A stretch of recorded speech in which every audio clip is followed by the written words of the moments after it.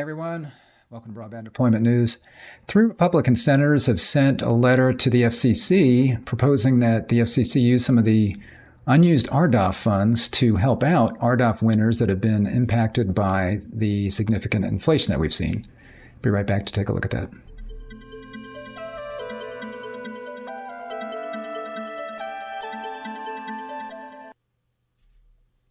Thanks for joining me, Rick Usey here with Broadband Deployment News. So I saw this come up, and you can see here there's where you can get this. So this was an ex parte communication. So the senator sent this letter, and then there was from that there was a meeting that was held between a lobbying group basically on behalf of this, on behalf of a coalition of RDOF winners, which we'll see, to make this proposal. And the letter was included as one of the attachments. And an ex parte communication is something where the FCC will listen to you, but it needs to be made public. It doesn't necessarily need to, you don't need to give advance notice to other people that may have an interest in this, but they want to make sure that there's no off the record kinds of conversations with leaders, those kinds of things. So they do these ex parte kinds of things, and then it gets posted here publicly. So that's what we're looking at here. So before I looked at that, before I look at that letter and that attachment, I saw this similar kind of post here about RDOF from Doug Dalton, who does the Pots and Pans blog, and he was saying basically, let's not do RDOF 2 because RDOF 1 was screwed up, and let's not make matters worse because he doesn't have confidence that the FCC can do that right. So he's not wanting to do that. So he's not talking about how else to use those funds, but he's saying, please don't do RDOF 2. But he mentions a couple of the issues here. Mentions here, the FCC made an absolute mess by awarding RDOF in what can be best called a checkerboard RDOF serving area. The RDOF awards covered some areas, but not adjacent census blocks. And he gives an example here of what it looks like.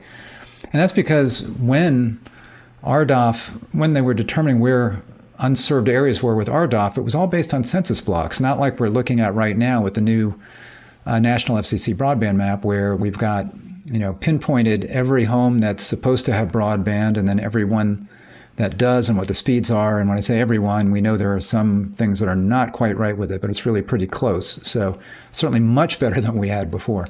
So before it was census block based. So you had service providers that were bidding on census blocks. They might bid on some and not on others. And then you got this patchwork here. So he says this creates a real challenge for anybody now trying to get BEAD or another grant to serve what is left. The areas left over, RDOF, don't make a big coherent serving area, but a jumbled mess of remaining census blocks. For somebody building a fiber network, these checkerboard areas are a nightmare because a builder must go through RDOF areas to reach the remaining areas. It's one more factor that will drive up the cost of the BEAD grants in counties that got a lot of RDOF funding. So that is a factor of driving up the costs. The inflation is one factor, but there's also this that we've got now where if somebody's going to reach one of these unserved areas now they have to go through an RDOF area. Well, of course, the good news is that a lot of these areas that are getting RDOF funds will be covered. So it's fewer areas that we have to get broadband to, but it basically took what was a large area that you could have served maybe more efficiently, and now you've got smaller areas that are less efficient to serve. But again, you don't have to serve the area. You don't have to serve the area that's going to be served. So there's positives and negatives to that. The negative being that it has these little islands of unserved areas, whereas before it would be a big area that would be easier to serve. But still, I think it's better to have some areas served than none, because those now, we don't need to serve those areas, but the costs do go up to serve these smaller ones. I think that's his point there. That's true. So let's take a look at this letter. So this is from Klein Law Group, and I was looking up this coalition. I couldn't find who the members of the coalition were other than the 2 that are mentioned here. And when I was looking it up, it looks like these guys filed as a lobbying group, basically, and something about $60,000. So that, I think, is related to this. So you see here, notice of ex parte presentation. This letter provides notice, and again, they've got to provide this notice that they had this communication, provides notice that on June 20th, 2023, mentions these folks from the Klein Law Group. Is it Klein? Klein. Looks like Klein right there. Klein Law Group. On behalf of the Coalition of RDOF Winners, Coalition, again, it just mentions two of them. It mentions Aristotle United Communications and then Texoma Communications, also known as TechWave, who both are, among others, member of the coalition. So I don't know if they're the only two, and who else would be in there. I mean, maybe they're just, because they mentioned the people specifically from these companies that are members of the coalition. I don't know if there's more people at these companies that are members or more companies that are members. But in any event, I could not find out who the members were. They had a meeting via, I guess, Microsoft Teams with Chairwoman Rosenworcel's wireline legal advisor, Ramesh Naharajan, concerning the above referenced proceedings. During this meeting, the attached June 12th letter from Senators Wicker, Anderson, and Cindy Hyde-Smith to Chairwoman Rosenworcel, the attached document entitled Coalition of RDOF Winners Plea for Communication Assistance via Supplemental RDOF Funding in these proceedings were discussed. So they discussed the letter and then that particular document. So, and then you see here, that's the law group's letter. And then you've got attachment 1 is the senator's letter. So this is again to Chairwoman Rosenworcel on November 25, 2020. The FCC concluded phase 1 of the $20.4 billion RDOF program. The FCC initially planned to distribute $16 billion during phase 1, but authorized a funding of only $6.062 billion, leaving $14.3 billion in the RDOF program. So originally, as they say here, it was planned to be about $20 billion. There were going to be 2 phases. The first phase was supposed to be much higher than the, like here, the $16 billion during phase 1 was supposed to be awarded, but only $6 billion of that. And actually, I think that includes those the ones that were defaulted. So there was a certain amount that was awarded, and then there were defaults on top of that never got handed out. So not everything was awarded, and then there were defaults. So you had about $6 billion that was awarded, leaving $14.3 billion left over.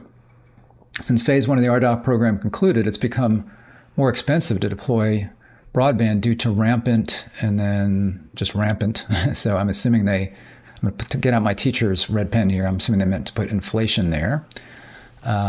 Due to rampant inflation, increases in construction materials, equipment, and labor costs are all contributing, with fiber costs being a poster child, at least. And again, I think the word with needs to be there. So somebody didn't proofread this.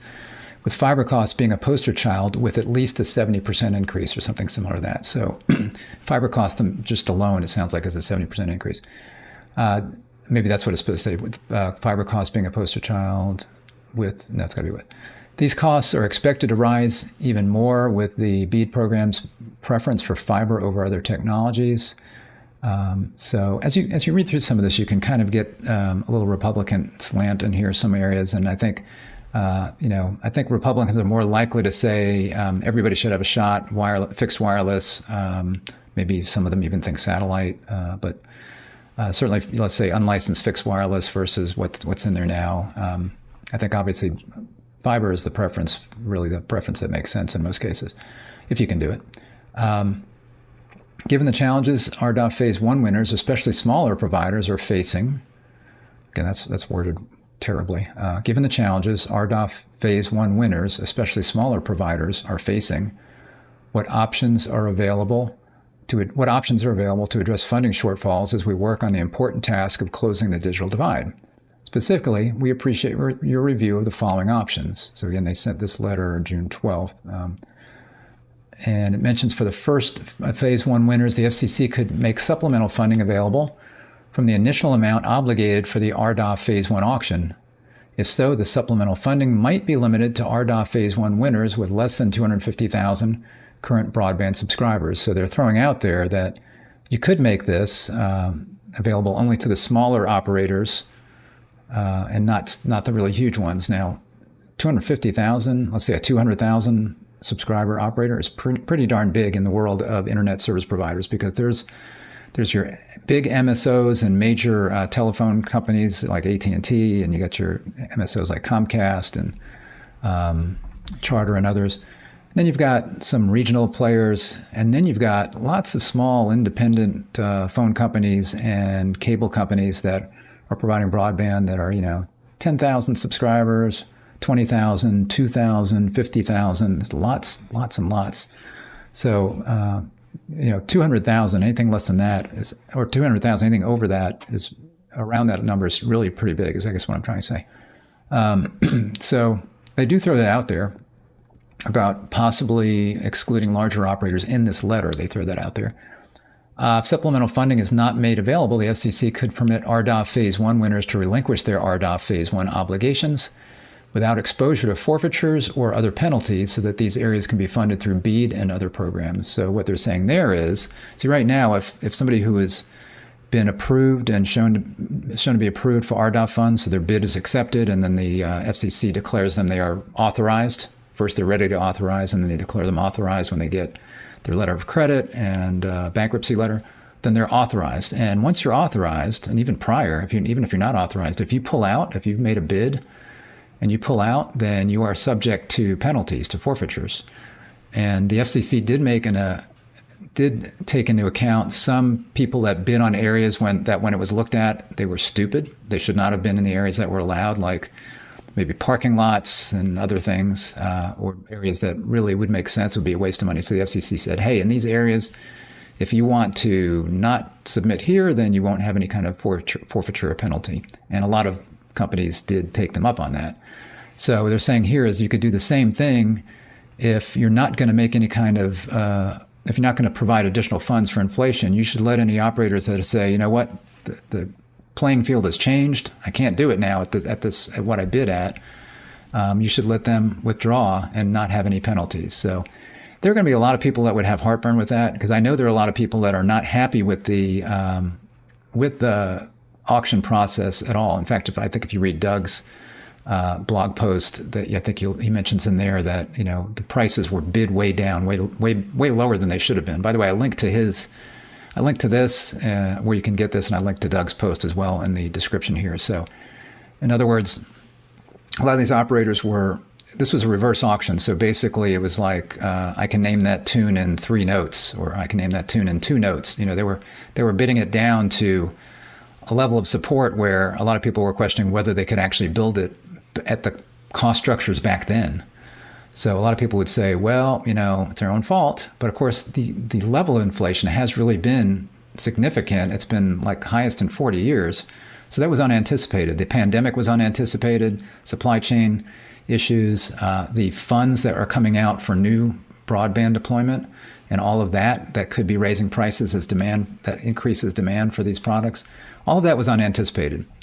So a case could be made for that. But a lot of these folks probably did bid as low as they possibly could. And they may have taken into account, as it'll say in here, what would be anticipated or expected inflation, but not certainly the plus 40-year high inflation that we've experienced the last couple of years. So again, there are probably people that would say, no, can't do anything. It's their own fault for bidding too low. But then again, they are, they made a bid based on looking at the future as they would anticipate it with inflation, and it certainly has far exceeded that, plus other factors like the amount of fiber that's going to be built from these other programs, and that's going to increase costs. If the FCC wants the RDOF program to be implemented as originally intended without penalizing RDOF winners with broadband deployment cost increases, further investment from the FCC is required to provide high-speed broadband access to the unserved areas of the United States. That, I don't know, that's saying just if you're going to keep it the way you are, you need to do something else, like maybe something else to provide broadband in these unserved areas. I don't know if that's what they're saying, is some other program, or take some of these funds and put them into, a program that could be used like BEAD, something like that. I don't know. But they say they look forward to the response no later than June 23rd, 2023. So that may be, they had this meeting. This letter was June 12th. They had the meeting on June 20th. Maybe that was part of maybe the response. I couldn't find the response. I don't know. Maybe it was just said, we'll take this up on advisement, and that's where it ended. I don't know. So that's that letter. So there's another, it's much further down here. It is attachment 2. Okay, so here we go. And this is Coalition of RDOF Winners' plea for commission assistance via supplemental RDOF funding. So this is the Coalition of RDOF Winners, and the only 2 we know about, that I know about anyway, are listed in that letter. Again, this was the June 20th plea. After the RDOF auction took place, costs to deploy high-speed broadband networks skyrocketed due to federal government broadband funding initiatives and fiscal policies that were prompted by the pandemic. And by the way, the senators, I forgot to mention on here. So again, these were 3 Republican senators. So you got senior senator from Mississippi, Senator Wicker. You've got the junior senator from Mississippi, Cindy Hyde-Smith. And then you've got J.D. Vance, junior senator from Ohio. And then who's not represented is the senior senator from Ohio, Sherrod Brown, but he's a Democrat. So he did not sign on to this. And you can tell, as I mentioned, you can kind of hear things that this is, there's some Republican slant in here. And I'm not saying these are not valid points. I'm just saying I recognize it. I recognize Democrat and Republican talking points. So I see those things in here. So again, it mentions the skyrocketing prices due to federal government broadband funding initiatives and fiscal policies that were prompted by the pandemic. So they're kind of taking a little veiled dig there on the trillions of dollars that were spent after the pandemic. And, of course, when you spend lots of money like that, that tends to increase inflation. As you have to print money and, more money out there, and it just increases inflation. So I'm seeing that there. Following the RDOF reverse auction that took place, Congress faced the pandemic and addressed related economic issues by initiating federal broadband funding programs such as the Consolidated Appropriations Act. That was a coronavirus package. The American Rescue Plan Act of 2021, ARPA. And, excuse me, again, my eye is not good here, so sorry about that. And the Infrastructure Investment and Jobs Act, or IIJA, among others. That would be the BEAD program that's in that. To ensure that all Americans have access to high-speed broadband services, these federal programs, which were not in existence at the time of the RDOF auction, provided billions of dollars towards funded broadband construction in rural, unserved, and underserved areas of the United States. So after RDOF had the pandemic, lots of additional money was spent in different programs, not just for broadband. These multi-trillion-dollar bills, Consolidated Appropriations Act, ARPA, were not just broadband. The IIJA, not just broadband. 45 billion, or 42.45 billion is, but 65 billion total in that bill. 65 billion. No, not just 65 billion, higher than that. 65 billion is different, I think, broadband programs, and then the bill itself was even higher. Let's see. As a result of these post-RDOF and pandemic-prompted federal funding programs, the cost to deploy broadband networks to the RDOF locations have skyrocketed due to massive increases in the demand for broadband construction materials, equipment, and labor. Other factors driving the cost increases include significant supply chain issues and spiraling inflation caused by pandemic-prompted fiscal policies and other factors. So again, they're talking about the high amount of spending post-pandemic, and they're talking about increased demand from ARPA, let's say. A lot of construction's going on right now for ARPA, which is competing with RDOF as far as you've got those two big pots of money that people are using to deploy broadband that increases demand for fiber and fiber equipment and labor, those kinds of things. Plus, you've got BEAD on the horizon. Of course, nothing's being constructed yet with BEAD, other than maybe some middle mile stuff. Overall, since the 2020 RDOF reverse auction, broadband deployment costs have significantly increased, some by 100 to 300%. These construction costs are expected to spike upwards even further once NTIA's BEAD and middle mile programs start awarding grants. And the middle mile, there were some announcements on that. So that's going to be happening much sooner than BEAD. BEAD won't happen until early 2024.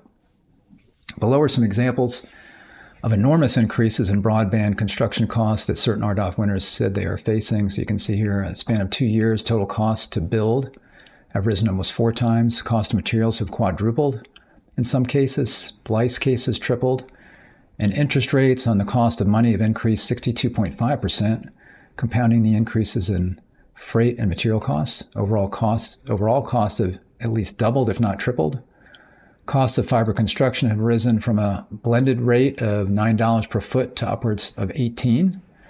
Cost of labor has risen as well. And cost of labor is kind of key also because because of the pandemic, a lot of people stopped working. They were out of work. the government was paying them to stay home. A lot of those payments went on for a really long time, and employers needed employees. So people started paying higher wages. I know in the fast food industry, people were talking about $15 minimum wage not long ago as being crazy, because it was, but for let's say a fast food worker, but a lot of fast food workers now are making that or close to that because of the fact that the restaurants couldn't get folks. Now they can't hire as many people, and I know the restaurants are very busy, but that's a factor as well, as you've had people not wanting to come back to work, and it's just raised wages. And then of course you've got the inflation from everything, the supply shortages, the fiscal policy, as they say, the price of everything going up, the price of groceries, even the price of groceries, right, is going to impact this, because the price of groceries impacts how much it costs for somebody to buy food, or how much price of gas, how much it costs for somebody to buy their gas. That then means that they need more money, and if they need more money, and their company is going to be having to give people raises if they can afford to, because otherwise people are going to be searching around for other jobs that can pay them more money.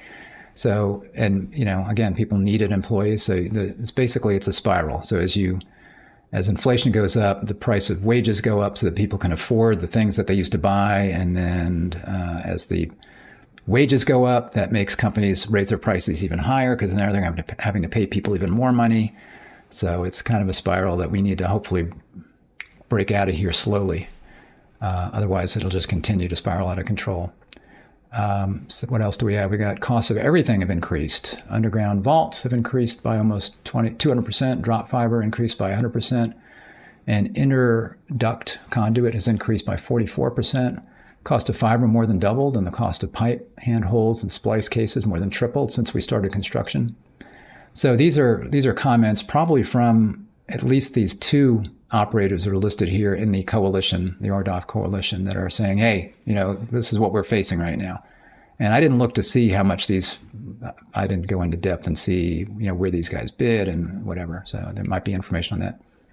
Cost of materials have increased 100% from 2021 to 2022. Delivery times have increased 6 to 18 months. In stock on the shelf items are a thing of the past. Labor contractors' machines are very difficult and often impossible to find. Small HDD machines are not available. Large machines are $250,000 and don't fit fiber to the home projects. The cost for supplies, labor, equipment, etc. have gone up 30 to 300%. So, there's a point to be had there. There was no doubt that this is a challenge that we knew was going to be happening. We know it's a challenge for BEAD, because the BEAD funding, a lot of the BEAD funding, as far as how much was going to be allocated, the $42.45 billion, when they were looking at that number, they were looking at, cost, how much is it going to cost to deploy fiber as much as we can throughout the country. I'm assuming somebody did that analysis. It's certainly close when we look at it. How much is it going to cost to deploy fiber? And we've got a match on top of that. And when they were looking at those numbers, the inflation was not what it is today. So even looking at what BEAD is going to provide is looking like a lot less than it was a couple of years ago when inflation was not this high. So there's definitely a point here. Prompt commission assistance is requested. Sorry, I missed this part. RDOF Winners took the initiative to be leaders in providing high-speed broadband services to unserved rural areas of the United States before the other federal programs were established. And again, this might tick some people off that feel like the providers underbid, but they did take the initiative. They did go through all of the rigmarole of the auction, all of the forms and this and that, and everything they had to do to get funding to hopefully provide broadband in these unserved areas. So they did take that step, and I know a lot of people are not happy with how the auction went, and they're not happy with how low some of these bidders went, and can they really do it, and did that lock out other people that were more qualified or could do a better job? I know there's heartburn there, but it says here, these winners should not now be penalized for otherwise seriously financially disadvantaged for being leaders via tremendous cost increase.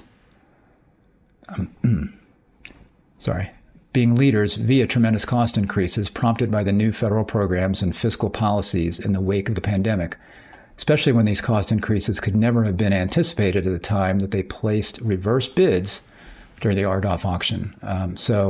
When these guys bid, it was based on the pre-pandemic world and inflation at kind of historically low rates. Now, you don't always expect inflation to be at historically low rates, but you don't expect it to be at 40-year high rates just a couple of years later either. So it's just something you can't plan for, and you shouldn't plan for. If they'd planned for 40-year inflation, I suppose they could have, but they would have lost. If one provider had planned on that and another one didn't, they certainly would have lost the bid.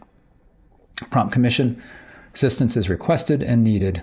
The commission should provide supplemental funding to come out of the over $14 billion that currently remains in the RDOF program, including $3 billion in accessible funds from RDOF defaults to date. So it's mentioning the defaults. Folks like, who was it? Of course, Starlink, and there were a couple of others, a couple of big ones, LTD Broadband, that defaulted. There was the wireless company, the big wireless company, I can't think of their name right now, that pulled out because they decided they could not afford to do it. And some of that was kind of in the process toward the end of RDOF awards, where the inflation, you were seeing the impact of inflation, the impact of higher interest rates, the impact on the labor costs. You were starting to see that when that provider pulled out.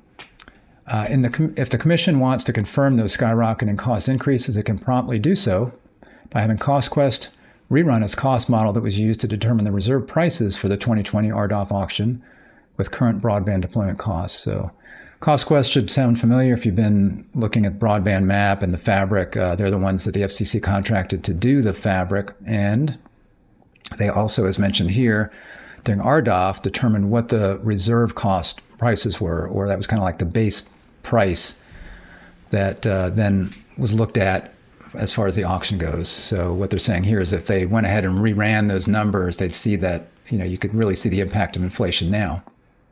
So the commission is acutely aware of these unprecedented cost increases and the economic challenges that carriers face as they emerge from the pandemic. To address such concerns, the commission has already provided relief to rate of return carriers in 2021, 22, 23, and 24 that receive USF support. So this is regarding the Universal Service Fund, and operators are getting support from that. Those kinds of things have been adjusted.